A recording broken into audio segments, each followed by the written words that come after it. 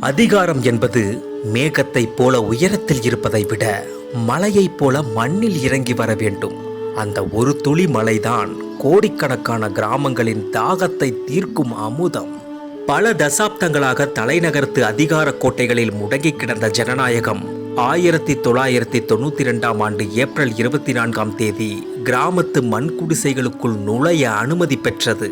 இது வெறும் 73வது சட்ட திருத்தம் மட்டுமல்ல, இந்தியாவின் அடிவேர்களுக்கு வழங்கப்பட்ட உயிர் மூச்சு. அன்று வரை கையேந்தி நின்ற கிராமங்கள் இப்போது தலை நிமிர்ந்து நின்றன. என் ஊருக்கு என்ன வேண்டும் என்பதை நானே முடிவெடுப்பேன் என்ற உரிமை ஒவ்வொரு சாமானியனின் குரலிலும் ஒலிக்கத் தொடங்கியது. அந்த தள்ளாத வயதான முதியவர் தான் நட்ட மரத்தின் நிழலில் அமர்ந்து தன் பேத்தி ஒரு ஊராட்சி தலைவியாக தீர்மானம் நிறைவேற்றுவதை கண்ணீர் மல்க பார்க்கிறார்.